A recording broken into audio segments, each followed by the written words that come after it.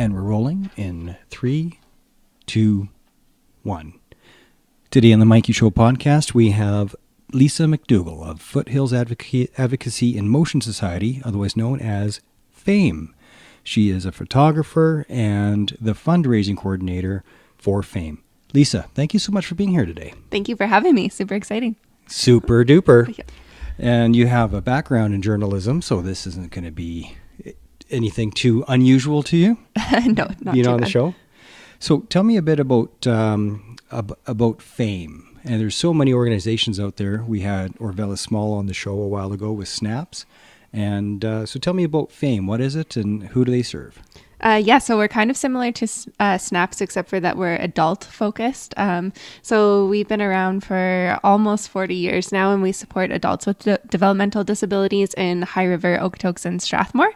And then we just help them. Our main goal is to help them just kind of get out into the community and find employment services. So we partner with a lot of local businesses to help them find employment opportunities. And then we also offer care for them, like home care and respite services is managed by FAIM. So if you wanted to be a home care provider, you could call FAIM and look after somebody with a developmental disability and kind of help them with basic life skills and stuff like that. So, yeah. Now, imagine there's a broad range of jobs that that your clients are able to perform. Can you have a few examples of some of the employment roles that they're able to fill? So we have, so there's a girl in High River who works at Tim Hortons, and she just does like wiping tables and customer service, and she goes around and like talks to all the customers every day. They just adore her there. And then also we have like a big recycling service in High River as well. Okay. And so that's managed by FAIM, and then the people we support go out and collect the recycling from businesses and people in the community. So that's been huge for us too. They love doing that, and yeah, it's been good. I'm trying to think about Okotoks ones. I work in High River, so I have High River on my brain, but there's lots of local businesses in Okotoks that we work for too. Okay. Yeah. Now, are there any businesses that you're looking for that you think would be a good fit for your clients, but you just don't have any of them that are currently employing any of your clients? So we are looking like everywhere for employment. It doesn't matter what kind of job it is. There's somewhere that we could fit in for them, whether it's like customer service or working in the back or helping like wash dishes, anything like that. We have job coaches for them. So every person that we support comes with a job coach, and they're just there to kind of see them in the background and make sure that they're doing their job well and things get done. So that's really helpful, and it just ensures that there's like a high quality of work that comes with us wherever we go. That's fantastic. Yep. Too bad I don't have any post-production when I have a pause like that. I can't fix the gap after. It's like I used to work in news, and I would record my things like 10 times and then I would put it out. So, yeah. Not this. It's not quite live, but it might as well be. I do zero post-production. We just roll with it. Which is awesome. Well, it makes it authentic. It totally then we're just talking. It's not so canned and yes, yeah. and whatnot. That's what I was going to ask. Government grants or subsidies or tax benefits of hiring one of your clients. Is there anything there? Nope, you would just, you just hire them. Tough cookies. Yeah. I don't believe that there is, but no, we hope that people would hire them just like they would hire anybody else. If they're looking for somebody in the industry. We do some volunteer work and stuff too. Like our main goal is to just get them out in the community. We want them working. We want them seen and heard and to feel like they're important and valued in the community. So we do a bit of volunteer work as well. So if there's any opportunities for volunteer work, we are open to those as well. All right. Now, we have a fundraiser coming up, the East Coast Kitchen Party. Now, that's pretty interesting because anybody that's not familiar with East Coast culture, they don't realize the fun of the kitchen party. And also on the East Coast, a lot of people, they don't park their car in the garage. That's the party room. Yeah, totally. You don't park a car in nearby. We gotta have a good time, have a drink, and pull out the fiddles. So tell me about the East Coast Kitchen Party. What is it, and why did you choose that, and how's that going to work out? Yeah, so this is a brilliant idea of somebody on the committee. I literally had no idea what a kitchen party was coming into this. I was like super confused, but now that I've done the research and I know what it is, it sounds super, super, super fun. So it's meant to just be kind of like a casual, relaxed atmosphere. We're going to have the band Haggis come out, and they're going to be a great band. Yeah, so they're like just like a really upbeat, fun band. So they're going to be coming out and playing and getting everybody all pumped up. And then we're hoping to do some fun things. Like we were thinking about having spoon competitions. Nice. Yeah. I'm totally bringing some spoons. Yes, yeah. So just things like that. We'll be doing silent auction, raffle prizes. We're going to be having a really great dinner by Hansel and Gretel Catering. They do all our catering for us, and they're amazing. So we haven't quite picked a dinner menu yet, but it'll be something kind of East Coast, maybe a little bit of seafood, like a home cooking style meal. So should be good. Yeah. Very, very cool. And screech? And screech ceremony. How could I forget that? The best part. So the screech ceremonies are actually sponsored by Oliver Does Hair in Okotoks. Sorry. Sure. I thought it's Blunt Hair Studio that it is. Maybe that is. I don't recognize that name. I think it's just Oliver Does Hair. I could be. Hair. I don't know. I don't have any hair, so I've never had a reason to visit. I'll have to check into that though. But so it's Oliver Hallmark. A lot of people know who he is, and he is sponsoring the screech ceremony, so it'll have like his name attached to it. And then we're just gonna get random people to do the screech ceremony. We have somebody from Nova Scotia who's gonna be like officiating the ceremonies, I guess. So do you have a cod?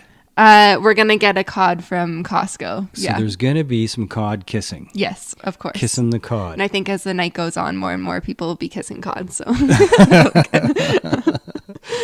well, that's going to be an opportunity for a lot of really funny selfies. Yes, exactly. Yeah, pictures, photo evidence will be all over our Facebook page afterwards. So now in the Yukon, they have the frostbitten toe that goes in. It's called the sour toe cocktail. Oh gosh! And my wife did this last year when she went up to the Yukon.